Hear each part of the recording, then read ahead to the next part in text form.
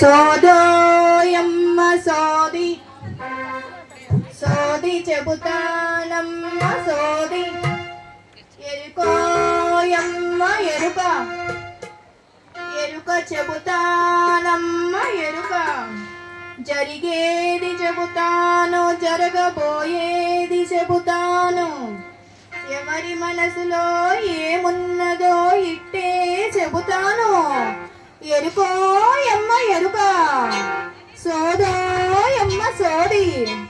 మరి ఆకాశరాజు గారు ఆవిడని ఆహ్వానించాలి. ఆకాశరాజు గారు మైక్ ఇవ్వండి. మా దగ్గరికి వచ్చి మా పద్మావతి ఎందుకు అంత నీరసంగా కూర్చుందో ఏంటో తెలియట్లేదు మాకు, మరి నువ్వు వచ్చి మరి చెప్పి ఆ పద్మావతి మనసులో ఉన్నది ఏంటో చెప్పమ్మా అని మీరు పిలవాలి. సోదమ్మని పిలిస్తే ఆవిడ వస్తారు. అమ్మా సోదమ్మ ఇలా రామ్మా. మా అమ్మాయి పద్మావతి ఎందుకో 4 రోజుల నుంచి బాగా దిగులుగా ఉందమ్మా. కారణం నువ్వే చెప్పాలి తల్లి.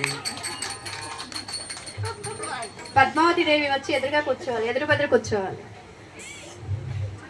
ముందుగా చెప్పేదా, వ్యాధన్నది నీకు లేనే లేదు, మనసుకు ఈ పుట్టిన ప్రేమ జపు, శృంగారవనమున చూసిన పురుషుడు నీ మనసునప్పుడే దోచినాడే తల్లి.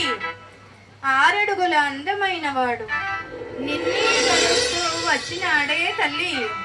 ముల్లోకాలకు నారాయణుడు నీతో పరిణయమాడి కోరినాడు. రాలుగాయి పిల్ల నీవు రాళ్లతో కొట్టించి పంపినావు, నీ వల్లనే అతడు బాధపడుతూ నిన్నే తలుచుకుంటూ ఉన్నాడే తల్లి. ఆది దేవుడు అతడే కాదా, శ్రీనివాసునిగా వచ్చినాడే తల్లి.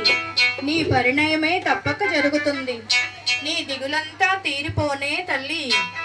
ఆకాశరాజ జన్మమే ధన్యము, ధరణీదేవిదే పుణ్యము. నిక్కముగానే నిజమే చెబుతా, చెప్పిన వాకు తప్పదే తల్లి.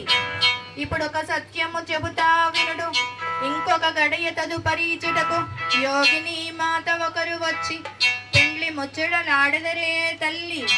అరమరలేక సరియే అనుడి, అంతా శుభమే జరుగును మీకు, నీ చింతలన్నీ తీరిపోవునే తల్లి.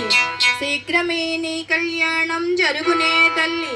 నా వాక్కుపై విశ్వాసముంచండి తల్లి, మీరు మీ రాజ్యం చల్లగా ఉండాలే తల్లి. నన్ను ఘనంగా పంపండే తల్లి. మరి సోదమ్మకి ఘనంగా మరి ఇస్తే బియ్యం కాదు, సోదమ్మకి ఘనంగా డబ్బులు ఇచ్చి పంపిస్తే అక్కడ నుండి కదులుతుంది. మరి ఇస్తున్నారంట మణిగారు, మంగమణి గారు. మంగమణి గారికి జై.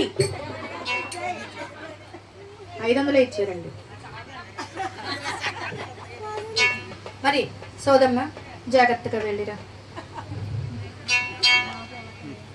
అది నడుము దగ్గర పెట్టుకోవచ్చు. సోదోయమ్మ సోది సోది చెబుతానమ్మ సోది ఎరుకోయమ్మ ఎరుక ఎరుక చెబుతానమ్మ ఎరుక. మన సోదమ్మ వెళ్ళిపోయారు.